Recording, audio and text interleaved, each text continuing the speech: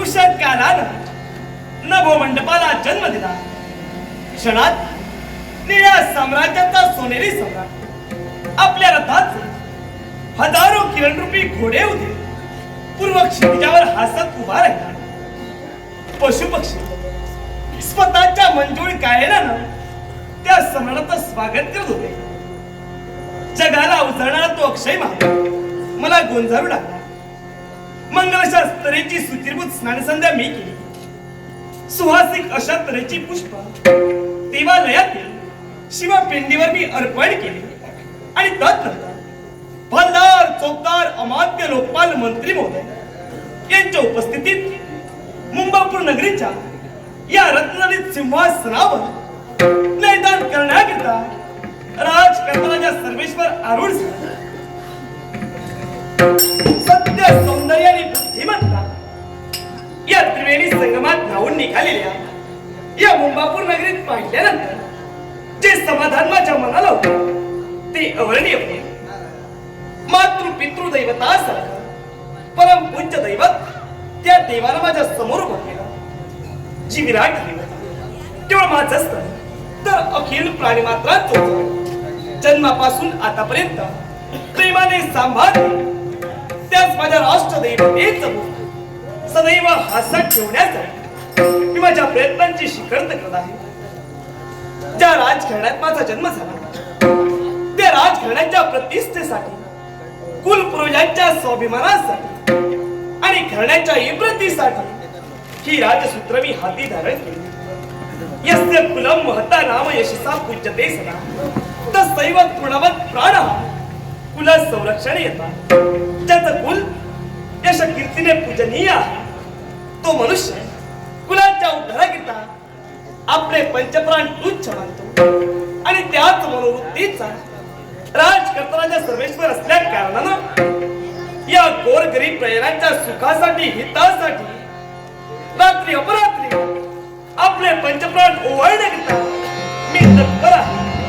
कारण नृप असे मी प्रजारक्षण आहे न केवलम सिंहासन.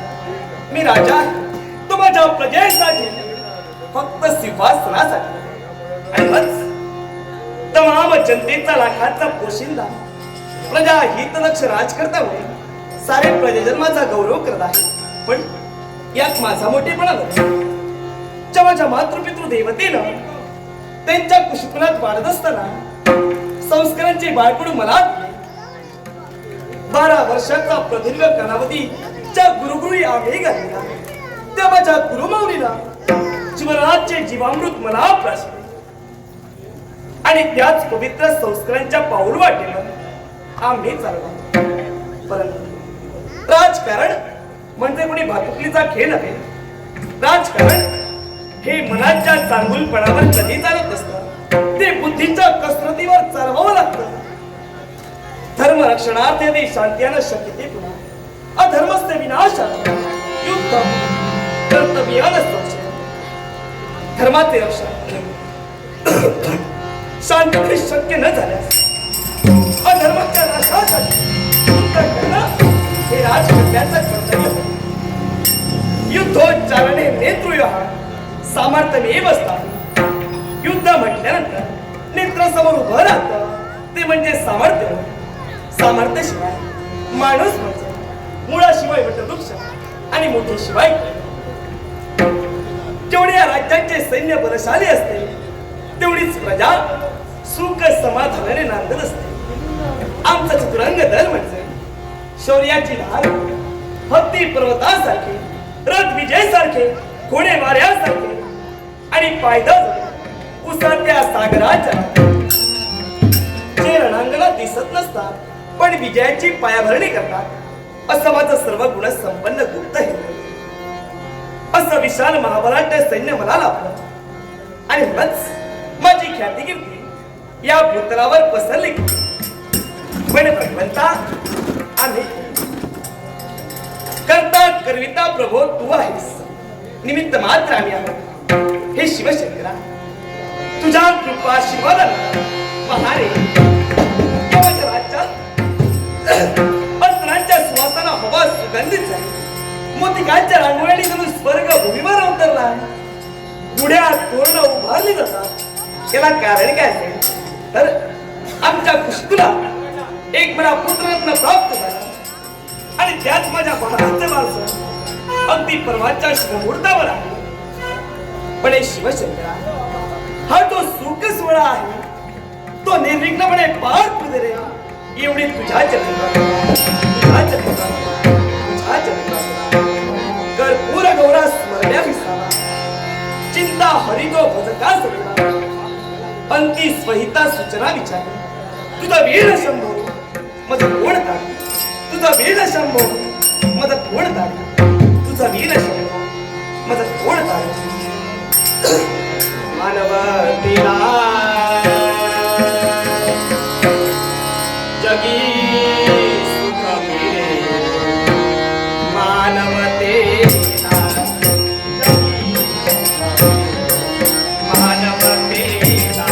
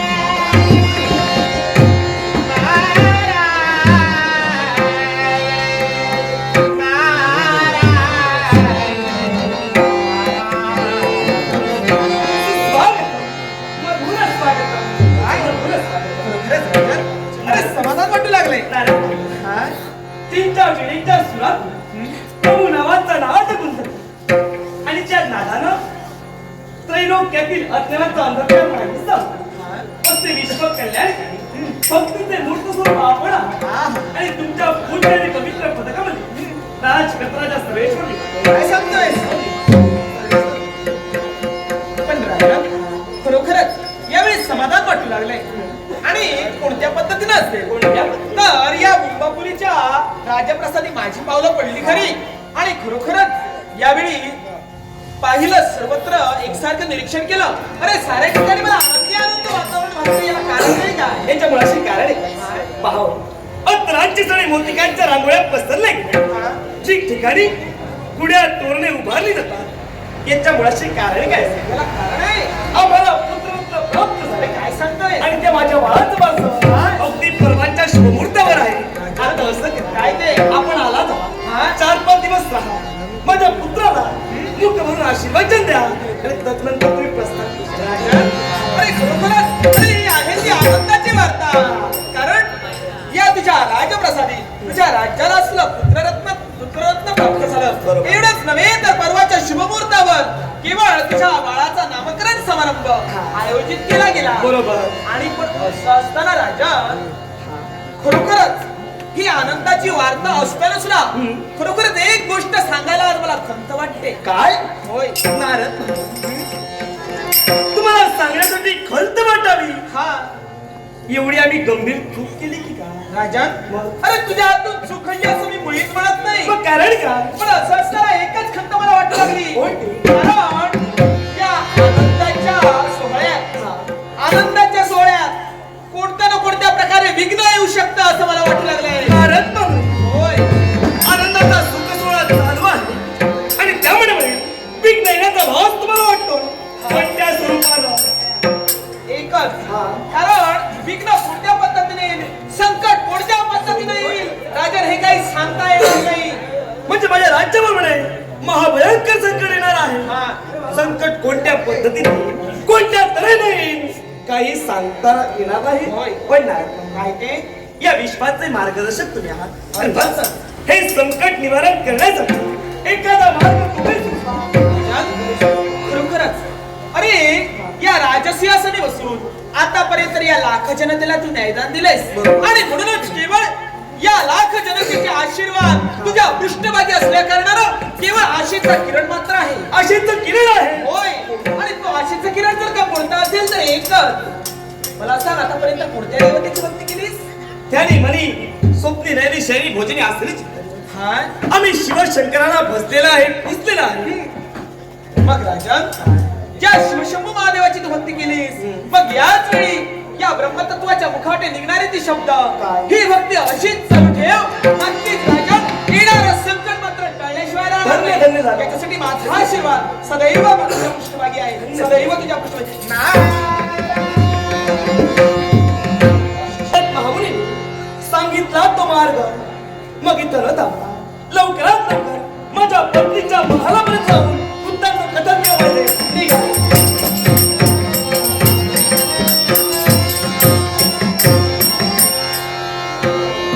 जीवछुरत तुझ्यासाठी प्रिय करा वाट पाहुनी शिनरी काया वाट पाहुनी शिनरी काया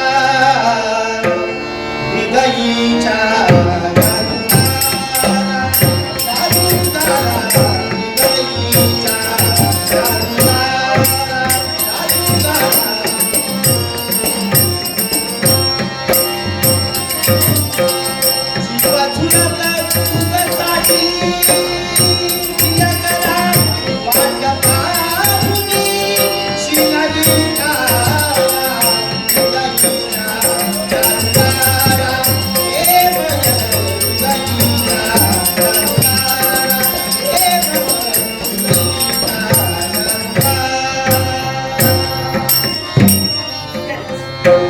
समाधान वाटते आणि काम करते. हे देवा शंभू महादेवा, तुझ्या आशीर्वादाने थोडेसे राजघाट आमचा जन्म झाला.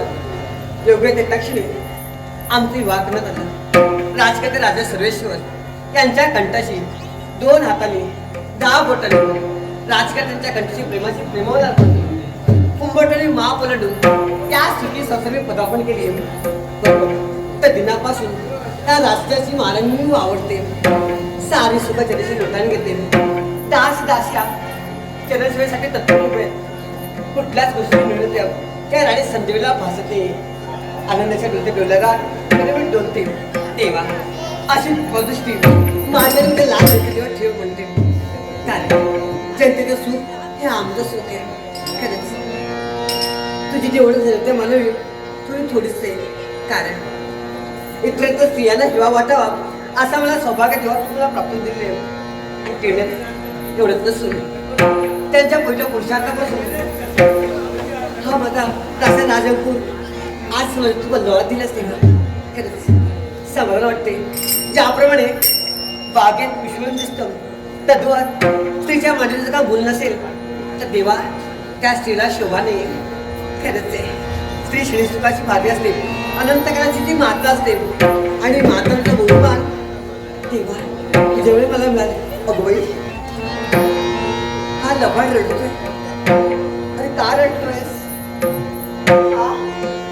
आई मात्र एक सारखी आपण घुस करते आणि तुझ्याकडे लक्ष नाही काय असं तुला म्हणायचं आहे छे लबाडा अरे मुळीच नाही का अरे हो हो हो शांत हो आज लगेच त्यांची ना मला पण त्यांची आज झालेली आहे कधी बरं तुझी बाबा माझे सौभाग्य माझ्या माली येतील आणि तुला आणि मला भरभरून आशीर्वाद देतील असं मला वाटते अरे हो काय झालं शांत राहा म्हणते शांत राहा अरे लोक नको हो हो हो शांत राहा रेडू नको राजस बाळा रेडू नको राजस बाळा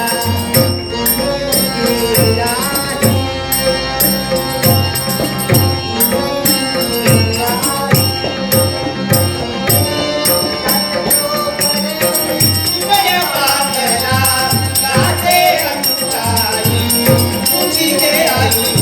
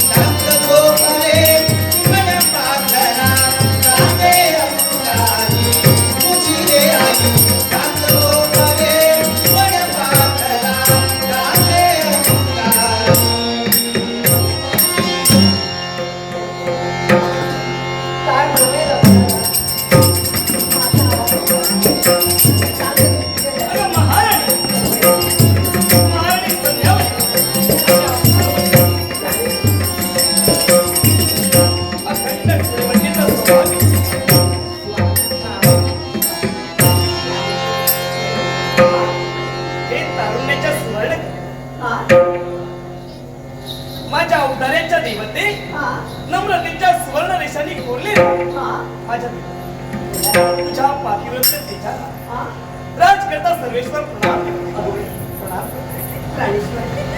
आज आज तुमचा माझा मोठेपणा आपण तुमच्या श्वासात आपण तुमच्या ध्यासात प्रतिमेपासून छाया वंचित होऊ शकत नाही. तरुवर तुमच्याशिवाय तुमची पालिया जाऊ शकत काय ते या राजमानाच्या ठिकाणी तू एकटी दिसतेस हा पण आपलं एकूण स्वतःच्या पाणीदार नेत्रांनी त्याच्या पित्यावर त्याचं प्रेम किती आहे हे दाखविण्याचा अल्लड प्रयत्न करणार आहे. या राज्याचा उत्तराधिकारी आपलं बाळ गेलं तरी तो देखील तुम्हाला पाहण्यासाठी वाट पाहत होता. माझी मार्गदर्शन करत होता. येण्यास आपला विलंब झाला म्हणून आताच लवकर सुट्टी गेलाय हो. म्हणजे माझ्या आवाजानं झोपी देखील गेला तो. पण एका अर्थानं बरं झालं. काय? त्याला काय वाटलं? असं होतं कारण आहे. दोन जीवांच्या संसारूपी जीवनाचे एक महत्वाचा जो क्षण आहे तो कोणता असेल का? कोणत्या बरं? तर संतान प्राप्तीचा तो क्षण. कुणाला कन्यरत्न प्राप्त होतो तर कुणाला पुत्ररत्न. हा ज्याच्या त्याच्या नशिबाचा भाग झाला. पण महाराणी मला काय? आम्ही भाग्यवान आहोत कारण काय? आमची चिंता तू दूर केलीस. आम्हाला पुत्ररत्न तुझ्याकडून मला मिळाला आणि आज माझ्या पश्चात या राज्यातील न्यायदान हाती घेऊन त्यांना न्यायदान करणारा या राज्याचा उत्तराधिकारी या राज्याचा कुलदीपा तुम्हाला दिलास. आज मी तुझ्यावर प्रसन्न आहे. तुझी वाटेल जी इच्छा असू दे राजकर्तनाच्या सर्वेक्षण पूर्ण करेल. सांग प्रिये सांग प्रिये तुझं काय हवे